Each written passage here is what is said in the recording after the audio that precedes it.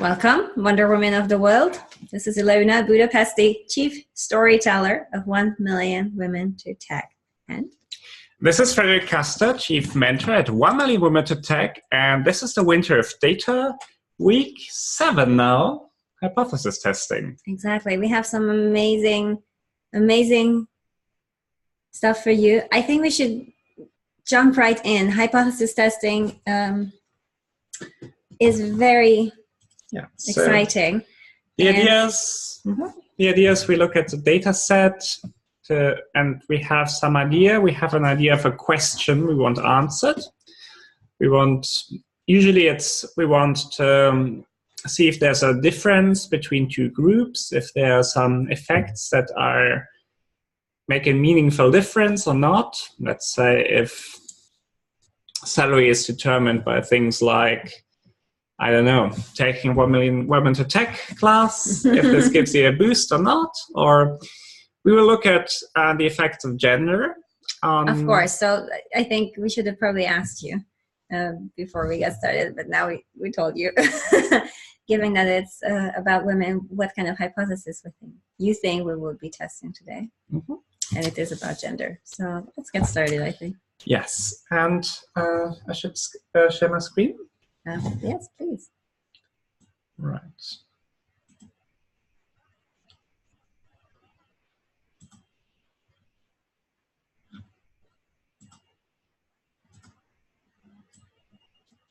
Fantastic. Everybody can see that? Mm-hmm. Okay. We have a public data set for you here. You will have the link to it in the Jupyter notebook. But you can also find this online by searching for the New York State math test results. So there are different data sets for different years. So we are looking at a data set which shows the test results for boroughs in New York City by grade and gender between the years of 2006 and 2011. So I think New York State let students do different kind of standardized tests in areas such as, I think, math, reading, writing, and so on, to get an idea how well the different schools are doing, how many students are proficient or non-proficient. Okay. So first we start with our standard pandas and imports. So we import pandas and we import the stats library from SciPy. If you don't have either of these are links. Here are links where you can download them.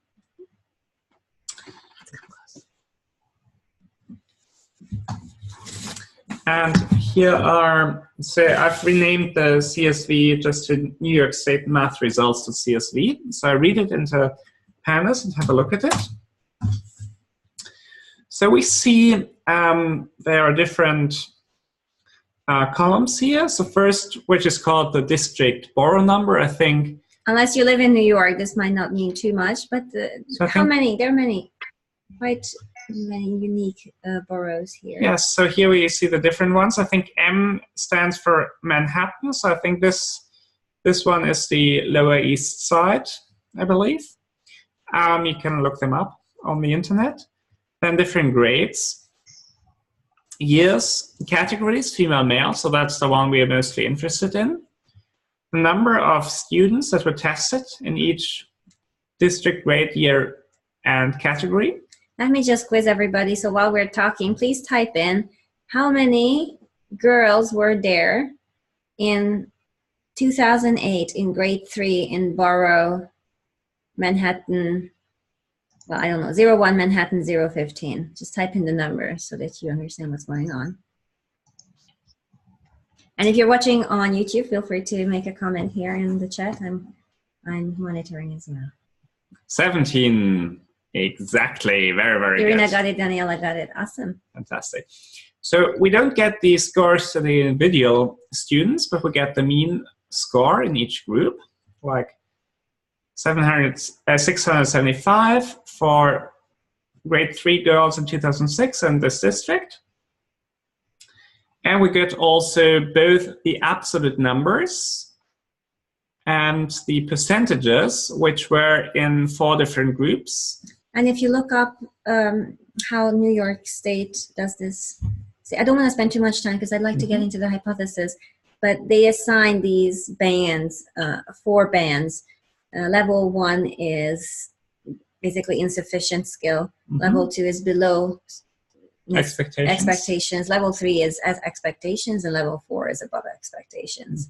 And I think this roughly goes up to 800, the score itself, but we will take a look at that. Yeah, it depends a little bit on the year, but also these are mean scores, so they won't go as high. Exactly. So some outliers are already removed here. But the goal, so this is something that educators will use, or politicians will use to make sure as many as possible are level 3+4. So they are very interested in this rightmost column. For those of you who are watching on YouTube, would you please type in the city and country that you're watching from? I'm just curious if there's anybody from New York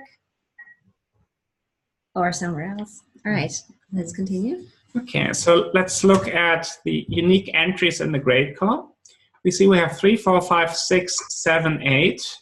And all grades. And we have all grades. The problem with all grades is this is an aggregate of the others together.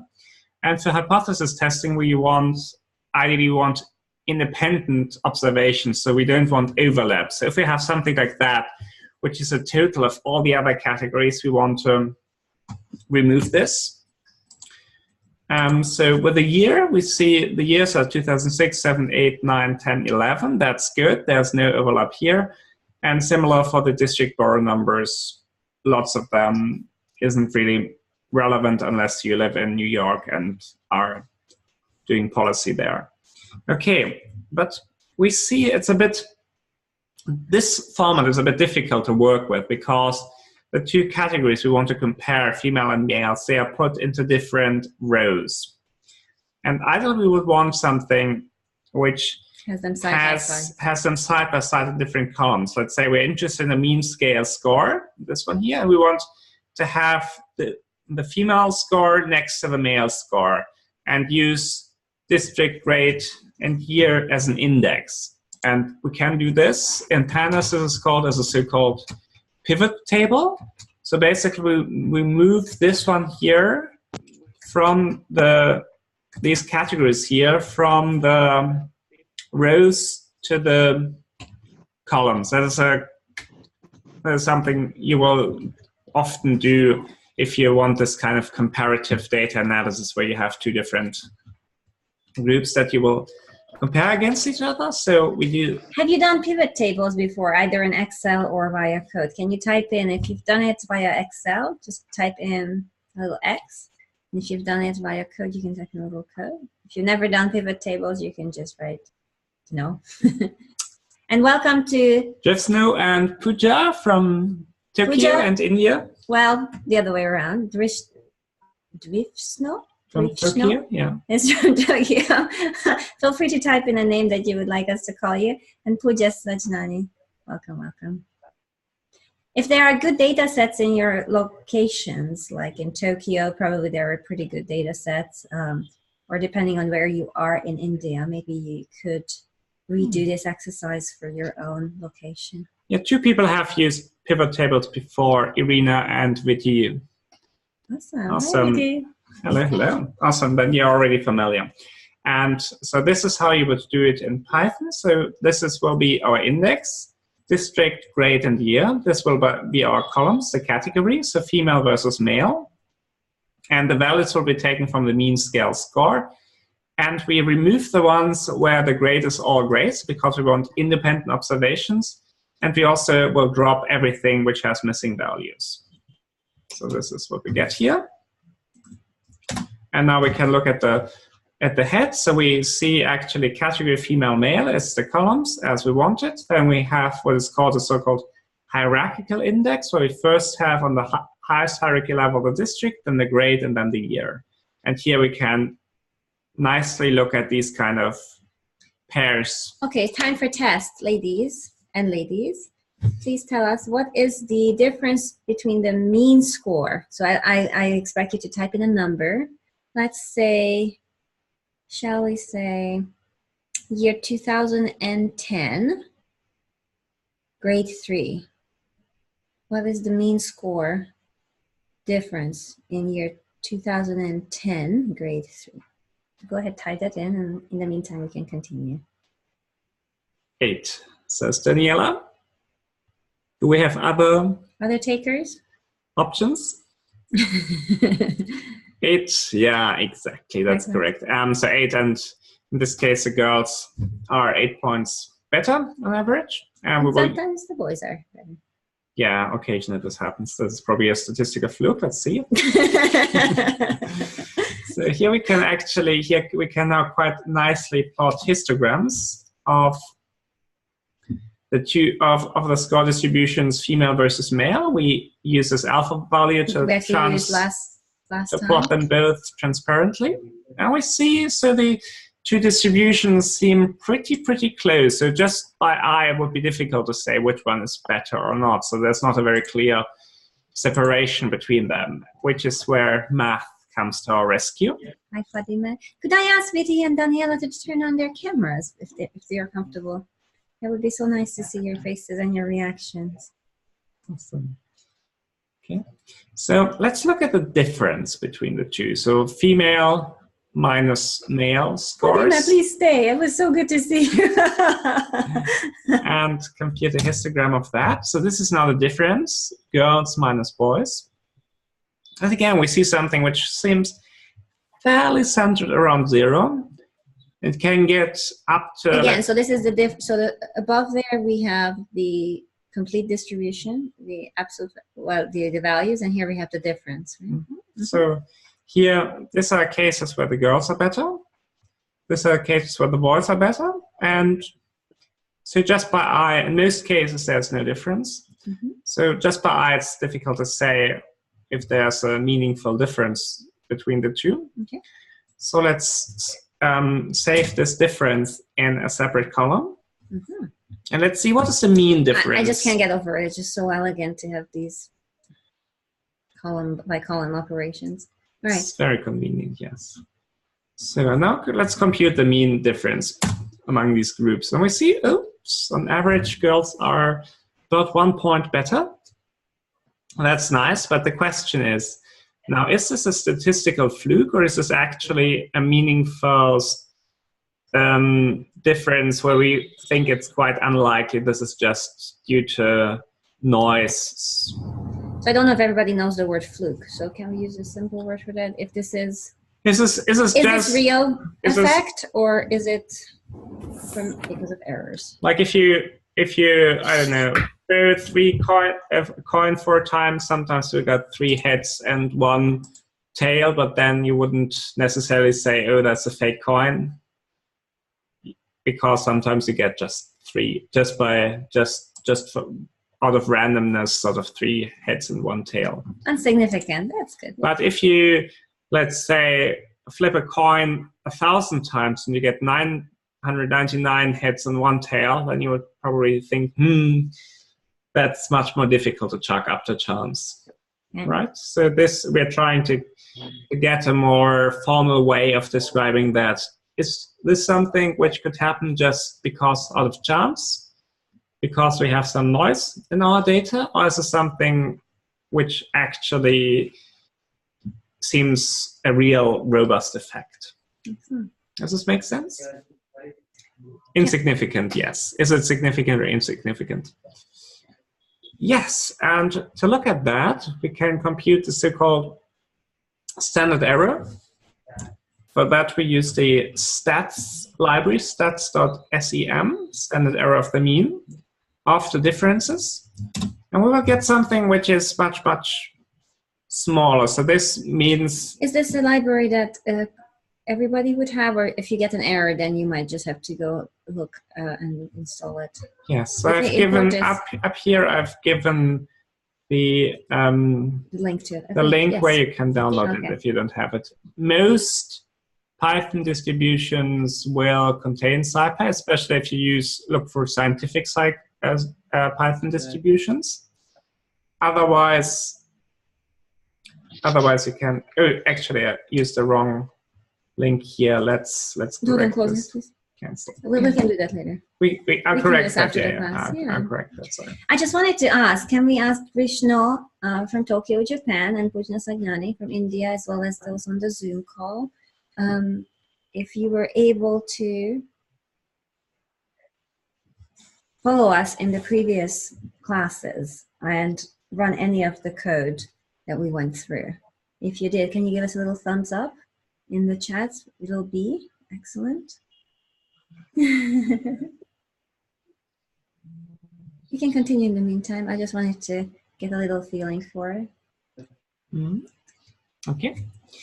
So, and now if we divide the mean difference divided by the standard error of the differences, the ratio is something which is called the t-value. And this is something which is, if there was no difference between girls and boys, and also if we have some additional assumptions that we can make, that both girls and boys are, the scores of them will be distributed normally according to Gaussian distributions around their respective means, then this would follow a so-called t-distribution.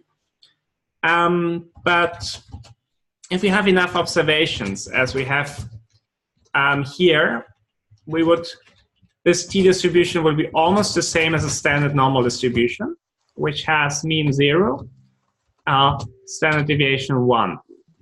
And where will be typical values? Where will the values that we get in such a standard normal distribution typically lie? What kind of range will you usually see in an experiment?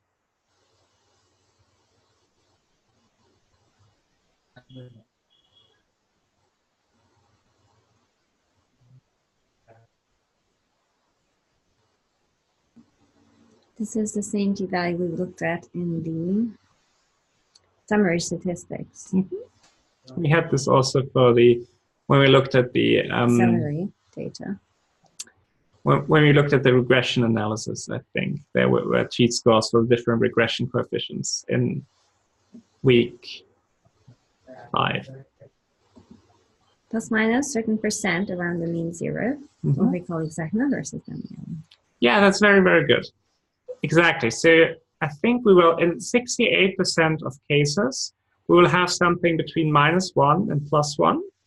In 95% of cases, we will have something between -2 and +2. Occasionally, we'll have something between -3 and +3, or maybe in extreme cases, -4 +4. Something like 17 would almost never happen. So you could draw millions and billions of observations, you would never get really something that high. So this already is a strong assumption. This is already a strong indication that this may be this may actually be a significant difference. Even if it's only 1 point. But because the error is 0.05 points, therefore this is quite a robust difference. Okay. Notice that by forming the difference in this way, the nice thing is we can perform a like against like comparison, where we have girls in a certain year in a certain grade in a certain district versus boys in a certain grade in a year in a certain grade versus district. And this means we can do a so-called paired analysis, where we have samples which only differ in the variable we are interested in, the gender, and are otherwise the same. Now, if you had which is actually good, because some of these effects may have, some of these variables here may have effects that we cannot easily model. For instance, we may have some districts which are poorer than others. So if we had only girls from Manhattan versus boys from, I don't know, the Bronx, that would be it would be a more difficult comparison. If we only had girls from year 3 versus boys from year 7 and so on, then we have how people students may develop during puberty and all kinds of times. So these would all be confounding factors which would make the analysis more difficult. And which mean we would need a very strong sorry.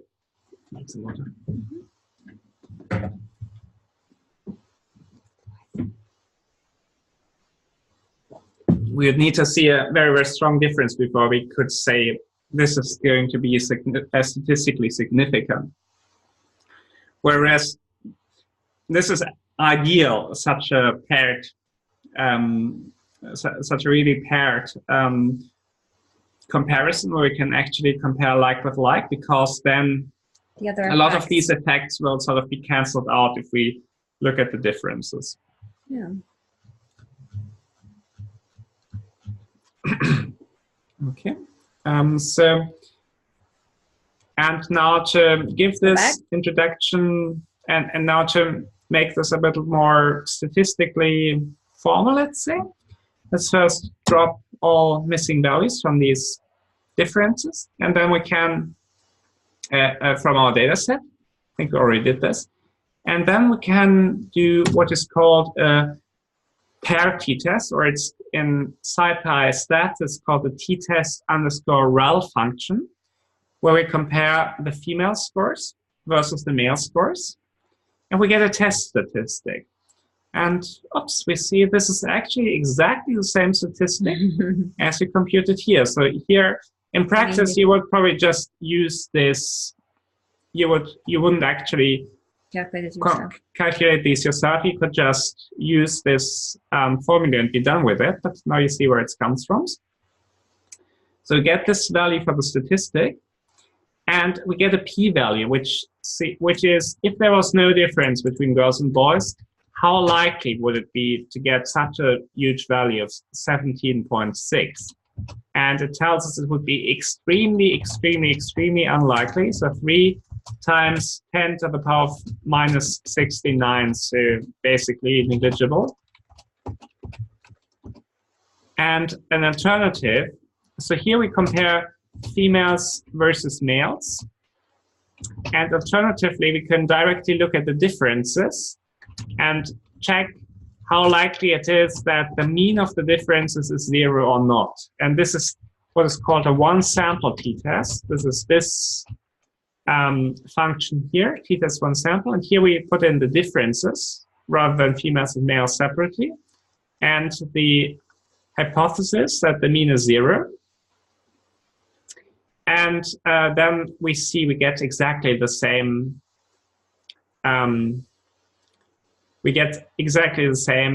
statistic and exactly the same p-value. The advantage of here, we could have some kind of hypothesis, actually females are 2 points better than males. And then we could... Can we do 1 point? Because that's what the... Yes.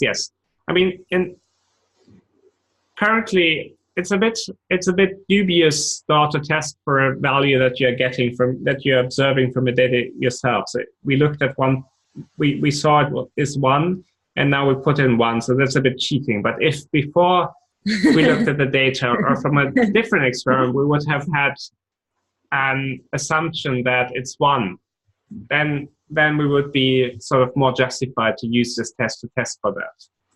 So here you're not supposed to put in something which you actually looked at your data and got from. That's a bit overfitting. But yes, but if we have some sort of prior assumption, okay, we want to check if girls are 1 point better on average than 0, then we say, okay, now we get something which is much closer to 1. So here we get a t-statistic, which is now minus 0.58. And the p-value is 0.55. This means if we ran the sampling process many times, then we would get in about 50% of cases, we would get a statistic which is about that high or bigger. Mm-hmm. So this we couldn't rule out based on our So this hypothesis we couldn't reject of if the mean was 1, but the one that the mean is 0. This is something we can quite conclusively reject, at least for this particular data set, which is girls and boys in New York. Okay, everything clear so far? Yeah. In the meantime, I had a little conversation with Pooja. She's from Mumbai. There must be millions and millions of women in Mumbai. I thought of, she wished us to reach the mission, which I really appreciate. And then I thought probably, you know, if one video went viral in Mumbai, we would reach the mission. Yeah, we can have a look if we can find more data sets, similar data sets from all around the world. I would love actually, I would love for the viewers, whether you're watching live or the replay, is to take these as examples and then run it for your own localities. We are just demoing the process for you to enjoy. And then if you would like, you can submit them back through the data fund. Yeah. And this way share with each other. Yeah, so data availability may differ. So I think in the US, New York is very good at releasing data. I think Seattle is very good, Chicago as well. But even in the US differs, like not all cities will have these initiatives that they make these data public. So yeah, we can have a look. Maybe we can find more data sets all around the world, but let's see. The main principles will be the same. Getting the data in all of these analyses is often the hardest part. And I don't know, well, this is testing people and getting money. It's difficult to teach that in a systematic way.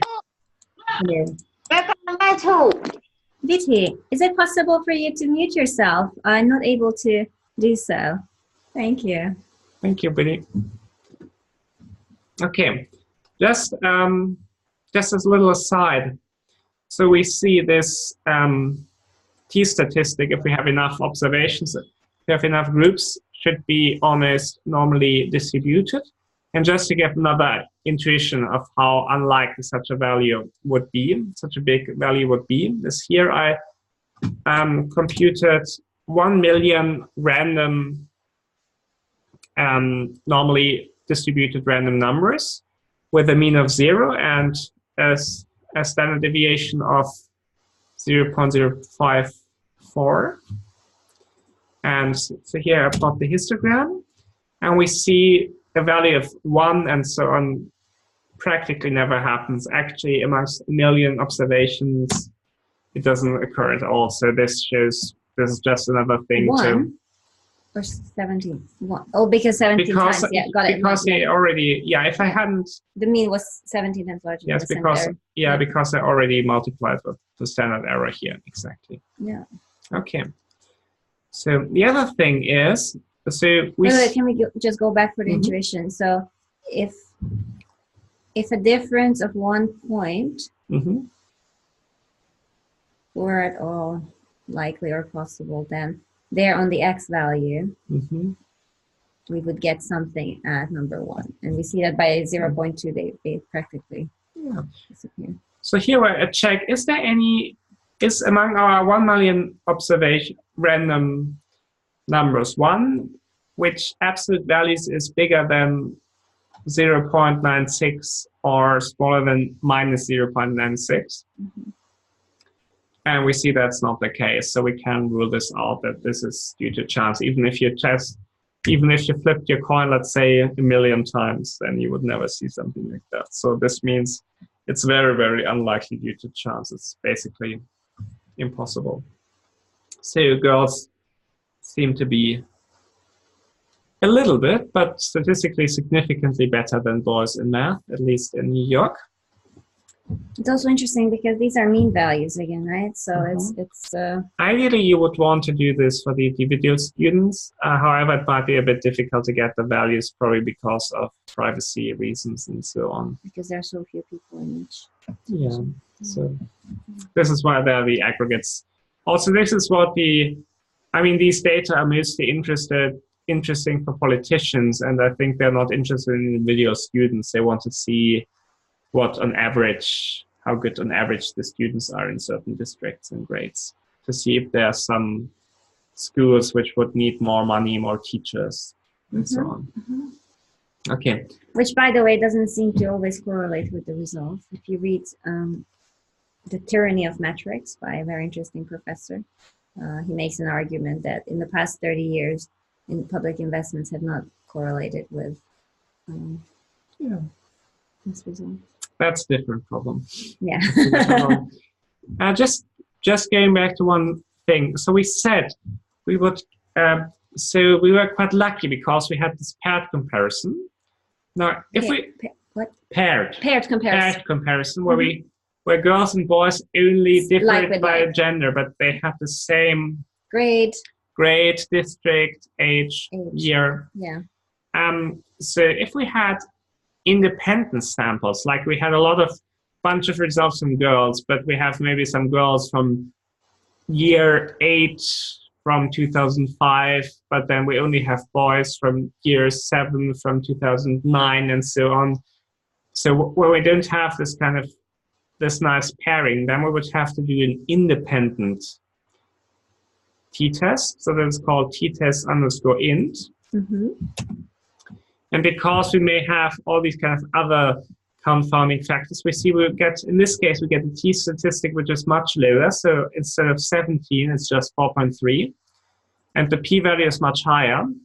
So now it's 1 times 10 to the power of minus 5, which is much, much higher than minus 6. This one here. I mean, even in this case, we still see a significant effect, significant difference between girls and boys, but the significance is much, much lower. So having paired observations is better if possible. What I enjoy about this is it could be very easy for someone who wants to confound the public to say, well, there's only a 1%, sorry, not even 1%, there's only a 1 point difference between, let's say, the test scores of girls and boys if we publish something like this, and say, oh, that's nothing because there are 800 points in the test. But here we see it is significant no matter how we look at it. Well, there are two different words of significant, and there's sort of a colloquial sense, which means significant is important. Or big. And then you would say, yes, it may not be like a mass, it's probably not a massive difference. And the other one, which is the statistical interpretation, which means it can be explained away by chance. And these two are different. So you can have a difference which is sort of significant in the sense it's big, but it could be caused by chance, especially if you have few observations. And you could have something which is actually quite small, and I would agree. So 1 point difference is not, if somebody wrote a newspaper article saying, science proves girls are smarter at math and so on, then I would probably say, 1 point difference, is this really like significant in the colloquial sense? Yeah, but because we start out with the I think we have, in society, we have sort of a hypothesis that girls are not as good at math than boys. Yes. And then you see this in the numbers. It's actually very nice and very encouraging. So this is definitely not supported by these numbers. Definitely. We are into the Q&A time. So anytime actually you have, because you're live, you're welcome to put in your questions. I think we can do one more section about this one. Are there urgent questions, or can I show you something else? Or even suggest, actually I would love to take just a breather and ask everybody who is watching, Pooja, Krishna, Fadime, Irina, Daniela, Viti, to type in perhaps what it is that stood out for you most so far. What is it that stood out for you most so far? And while we're waiting for you to type in your observation, I think we can do one more. Okay. So this t-test is very nice. We get very statistically significant results. However, something that has to be kept in mind, it carries something which people will often use in practice when they compare different groups, like biologists will use it if they compare different kind of, I don't know, plants with fertilizer, without fertilizer, and so on. But it carries the assumption that, let's say, the scores of both girls and boys are normally distributed around their respective means.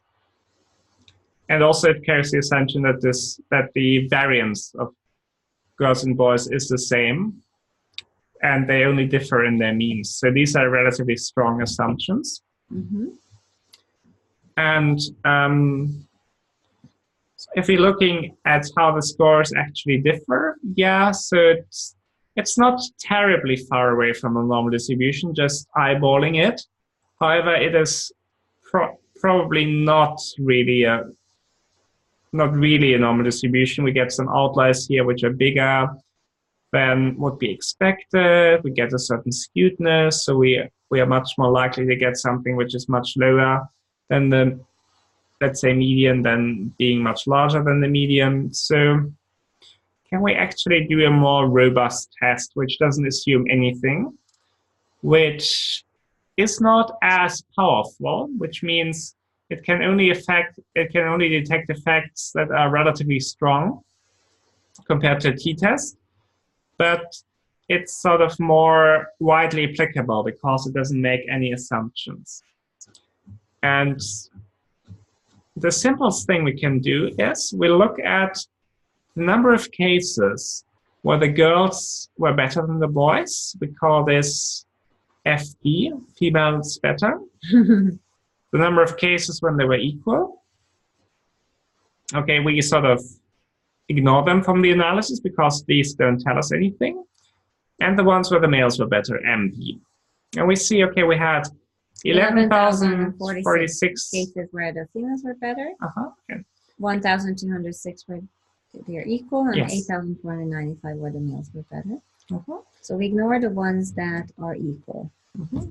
And now the idea was, if there was no difference between girls and boys, and this is sort of true whatever their distribution is. This doesn't assume normality. It can be like anything, but just assumes if girls and boys were equal. Now, in how many cases would you just get the girls being better and the boys being better? Well, they should be about the same. You know, it's like flipping a coin. In each case, you would just flip a coin.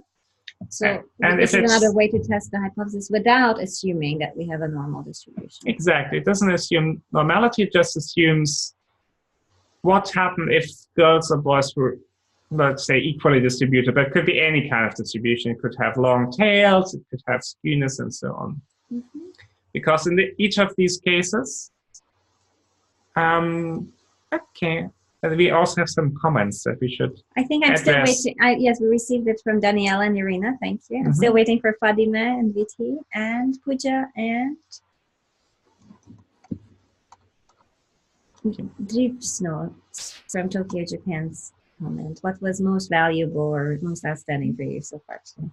But let's do this. So if we didn't assume normal distribution and we just looked at in how many cases are girls doing better versus how many cases are boys doing better, we would expect these two to be equal. About equal. Well, they were probably not exactly equal, but we can see it as like flipping a coin. So we compute, so we now ignore the ones where they were equal. They don't really tell us anything about the differences. Well, we just take the cases where the females and the males were better. And the sum, we call it N. So these were like 90,500. So about 20,000 observations. And then what we look at is what if we tossed a coin that many times? So this is, you may have heard about that in school. So the binomial distribution tells us if we flip the coin, a perfectly, let's say, honest coin, so which gives tails and heads with a probability 50%, 50%, and flip that 19,541 times, then we will get a certain number of heads. And we repeat this experiment 1,000,000 times. So 1,000,000 times, we will flip a coin 19,451 times and record the number of heads in each of these experiments, right? And this will be so-called binomial distribution. But if we actually plot it here in a histogram, we see something which looks quite surprisingly normal. Actually, we'll get something which is almost perfectly normal if our n here, so our number is of flips, is just big enough. And we will see something which will usually lie between 9,500 and, let's say, 10,050, right? Sorry, could we go back for a second? So n is the number, this 19,541. Mm-hmm. So on average, we would get something like n over 2, right? So on average, our number of heads would be n divided by 2. Would be n divided by 2, which is 9,770.5. This is like the peak of our distribution here. Mm-hmm. And but then we get a certain variability. And the question we are currently assuming is, if we just flip the coin 19,541 times, could we just by chance expect 11,046 heads, let's say? And we see actually the number of heads which we will get will lie between, let's say, 9,500 and a little bit over 10,000, but it never goes up to 11,000. Even if we repeated this experiment 1,000,000 times, but even in 1,000,000 chances experiments, this now doesn't happen. So the chance for something like that occurring just by chance is less than 1 in 1,000,000. Fantastic. And this didn't assume nothing except what would happen if there was no difference between girls and boys. So even under these very, very weak assumptions, we can rule this out. Fantastic. I'm going to ask Frederick to stop the screen sharing so that I could share the screen. And then I think, yep. Fantastic. So,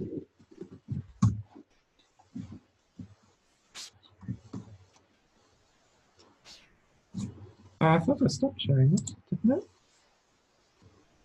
I'll take over the screen sharing. I clicked on something that said stop share. I wanted to say one thing. If you are watching and enjoying, we are a small nonprofit and social enterprise, and we just got approved by YouTube recently to receive donations and also what is called Superjet. So if you enjoyed it, please go to the chat section, and here besides the emojis you will see a new icon called Show Your Support for 1,000,000 Women to Tech. And if you send a super chat here, you can make a donation depending on where you are. You know, I think sending roughly the equivalent of a meal in your country is a nice small donation. So please go ahead and do that if you can. Now, the other thing that I wanted to say is, Irina, did we already post a question about the random numbers? Yes, you did. Oh, do you have a link somewhere? I'd love to demo that, or you could demo that for us. From what social media you wanted? From what social media? Any and all. So we have a little fun exercise going on. If you would like to, even if you cannot donate money, you can donate, so to speak, 200 random digits between binary digits, and we will show you a cool experiment this week about them. So if I go to our Facebook page, maybe. I sent you an Instagram link. Awesome. It's the most active so far. Awesome. Okay. In the Zoom chat? In Zoom. In Zoom. Wonderful.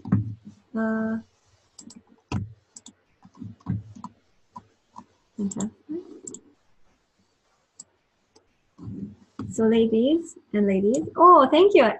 We have a Why? Esther Stefanski. Oh, Congrats on the milestones. Hi, Celia. Yes, yes. Oh, great to see you. Thank you. Pooja is inspired by girls being a point better than the boys. That's fantastic. Yes, exactly, Pooja. Isn't it? Like anytime somebody tries to tell you girls aren't good at math, you can just point to this data set in this YouTube video and be like, that doesn't, they're out by the data. It doesn't work. It didn't work. I think it didn't like the dash part. Let me just try. What's the dash at the end? I can also just go to Instagram/1minute to tech, right? Yeah. And I will give you. I think I found us. Oh, I found it. There Oops, was something. and I closed it. Instagram/1NWTT, not S, 1NWTT.